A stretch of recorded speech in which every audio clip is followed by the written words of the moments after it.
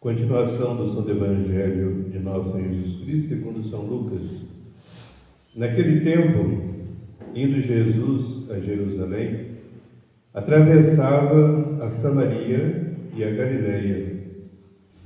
E ao entrar em uma aldeia, saíram-lhe ao encontro 10 homens leprosos. Eles pararam ao longe e elevaram a voz dizendo: Jesus, Mestre, tende piedade de nós. Vendo-os, Jesus disse: Ide e mostrai-vos aos sacerdotes. E aconteceu que, enquanto iam, ficaram limpos. Um deles, logo que se viu curado, voltou atrás e glorificou a Deus em alta voz. E, prostrando-se por terra aos pés de Jesus, deu-lhe graças. E este era samaritano. Então Jesus perguntou: Não foram 10 os que ficaram curados? Onde estão, pois, os outros 9? Não houve quem voltasse e viesse dar glória a Deus, senão este estrangeiro. E disse-lhe: Levanta-te e vai. Tua fé te salvou.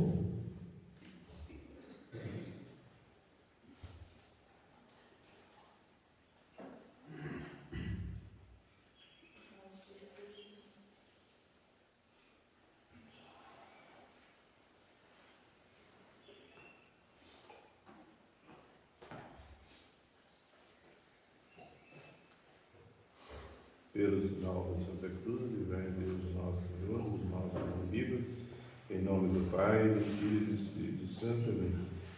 Sentado. Caríssimos amados fiéis do nosso Senhor Jesus Cristo, estamos no 13º domingo depois de Pentecostes. O Santo Evangelho de hoje nos oferece oportunidade para falarmos sobre o pecado. Nosso Senhor curou 10 homens leprosos. Os santos padres viam nessa doença terrível uma figura, uma imagem do pecado.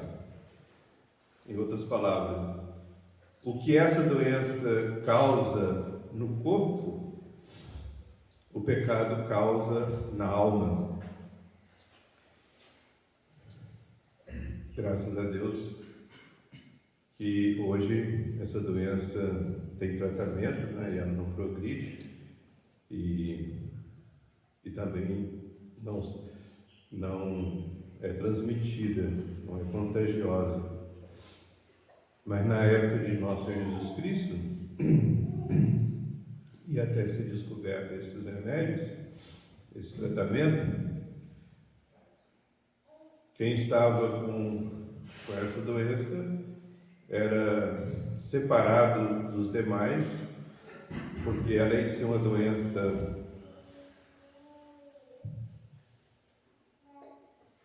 muito grave, né, que levava à morte, era contagiosa. O que essa doença causa no corpo? Primeiro, desfigura a pessoa.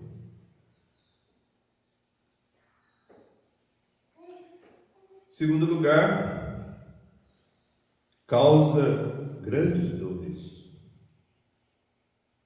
Impede a pessoa de trabalhar, às vezes até de caminhar.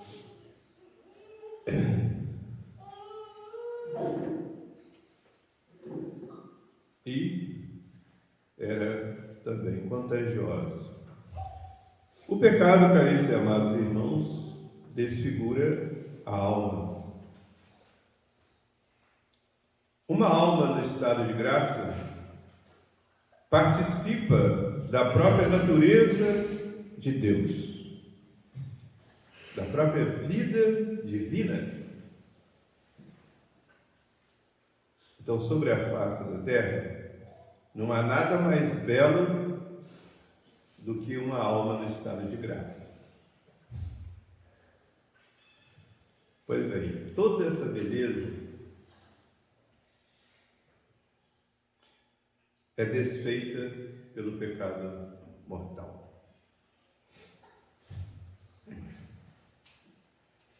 Justamente porque a pessoa perde a vida da alma, perde a graça de Deus, né?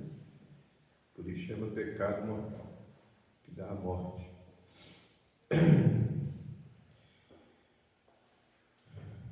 Causa grandes dores. O pecado são os remorsos, né? Que termina sendo uma graça de Deus, porque como a dor é um aviso da natureza, né, para a gente se cuidar, sinal, está dando sinal de que alguma coisa está errada no nosso organismo, então a gente procura ver o que é e fazer o tratamento, né? Então Deus nosso Senhor pesa a consciência da pessoa, ou seja, a consciência que Deus fez, colocou dentro de nós, acusa a pessoa que fez algo terrível e sente remorso por isso, uma dor interior, né? E isso é uma graça de Deus para a pessoa se arrepender e procurar sair daquele estado terrível, empregando os meios que nosso Senhor deixou, que é a confissão, mostrar a alma ao sacerdote, pela confissão bem feita, né?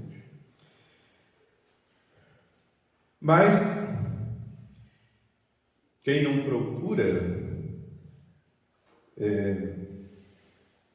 o remédio, que é a confissão, vai ficar com esse remorso na alma.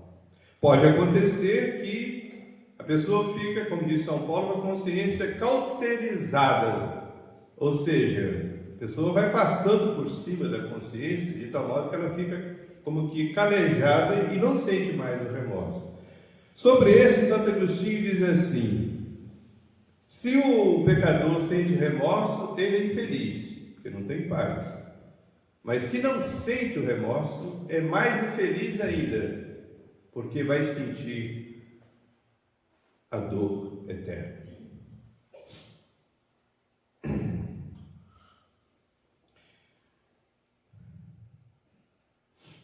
E, caríssimos amados irmãos, o pecado, sobretudo alguns pecados, como o da impureza, da maledicência e da avareza, são contagiosos. Tende a passar para os outros que estão ao nosso lado, que estão perto de nós.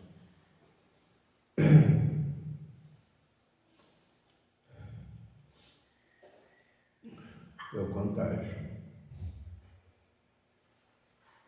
Por isso a Bíblia Sagrada diz que a gente tem que fugir. Não por a gente se achar melhor do que os outros. Pelo contrário, para a gente reconhecer que a gente é fraco e, portanto, se a gente andar com más companhias, a gente acaba caindo e fazendo o mesmo que elas fazem, dado nossa miséria e nossa fraqueza. Sobretudo nesses pontos, né, da impureza, da castidade. Nossa fraqueza é muito grande. Temos que fugir dos perigos, sobretudo das más companhias. É um pecado muito contagioso.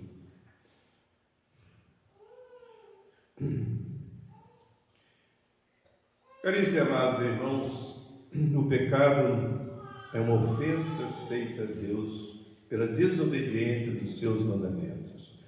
Uma desobediência voluntária, ou seja, a pessoa tem advertência pela sua consciência de que aquilo que está pensando em fazer é errado, é um mal, é uma ofensa feita a Deus.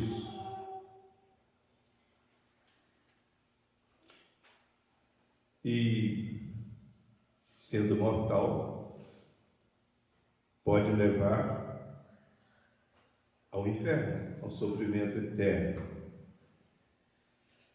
Então a pessoa tem advertência de que está fazendo uma coisa contra Deus. É advertência. Se não tiver essa advertência, não é pecado. Se for uma advertência pela metade, que a gente chama de semi-advertência, não é total, então, mesmo que a matéria seja grave, também o pecado não é grave. Tem que ter advertência total de que aquilo que pensa em fazer é pecado, é uma ofensa grave a Deus. Se fizer, portanto, havendo essa última coisa, que é o consentimento da vontade. Porque uma coisa é a pessoa sentir a tentação não é pecado. Sentir a tentação não é pecado. Sim. Agora, consentir na tentação que é o pecado.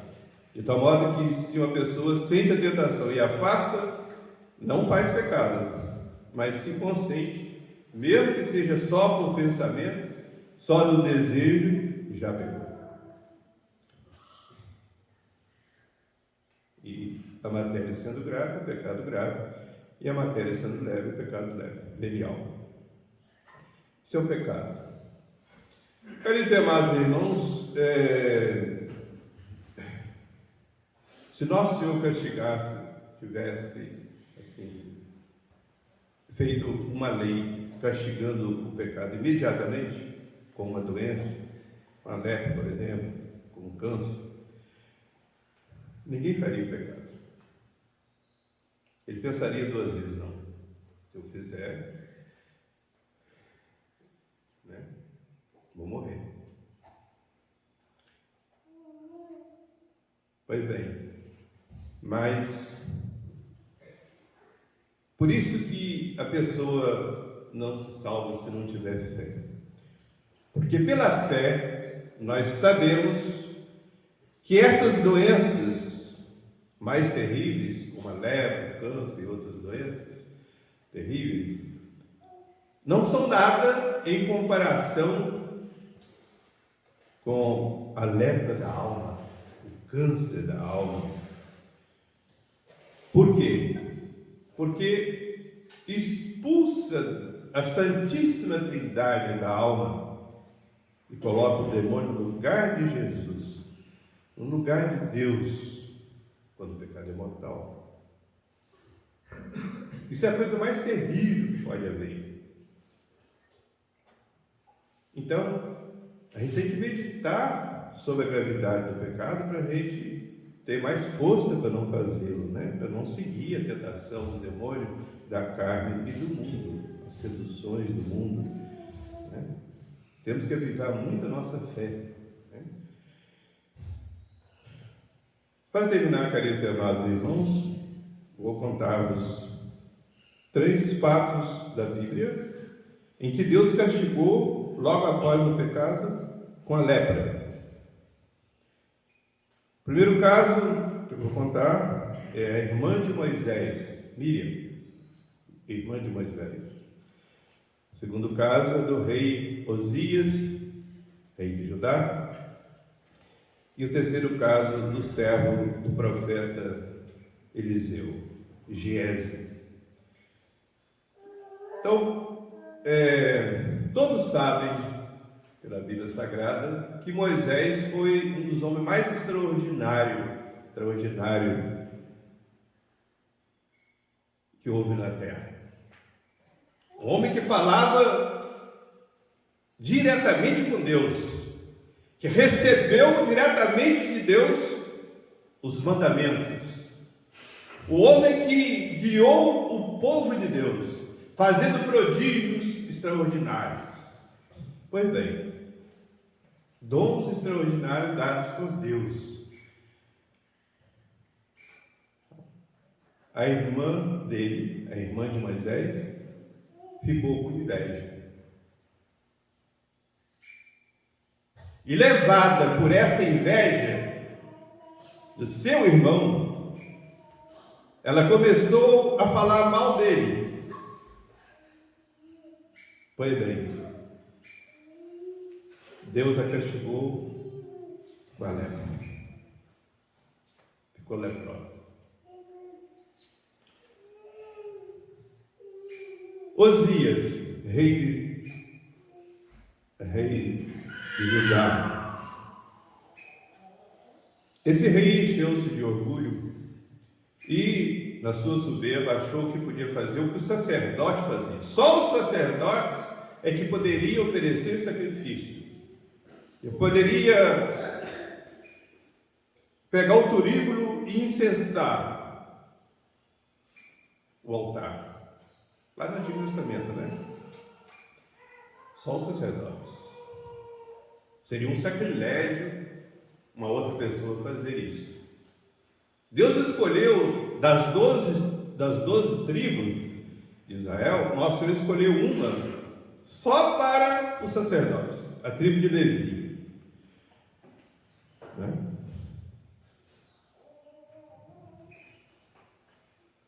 Então essa tribo era destinada a só cuidar das coisas do templo, da casa de Deus, dos sacrifícios, que eram símbolos do sacrifício de Jesus na cruz e do sacrifício da missa, né? Eram apenas símbolos, mas o valor desse símbolo estava justamente em ser símbolo do próprio Jesus, do sacrifício da cruz e do sacrifício do altar. Pois bem, esse rei se julgou autorizado a pegar o turíbulo e oferecer o sacrifício. Na hora que ele estava lá incensando, todo o povo viu que ele ficou coberto da lepra. E assim ficou até o fim da vida, leproso.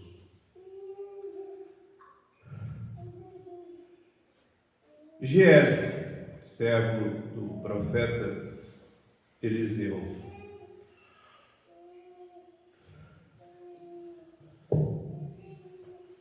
um general lá da Síria,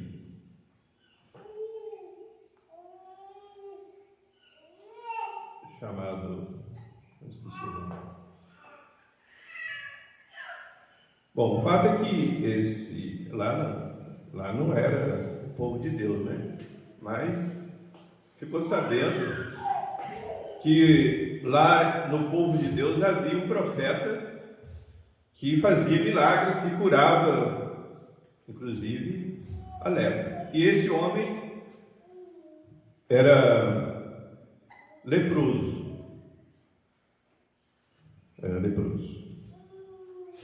Então ele foi lá e levou muito dinheiro, muita prata, muito ouro para o profeta, caso ele curasse.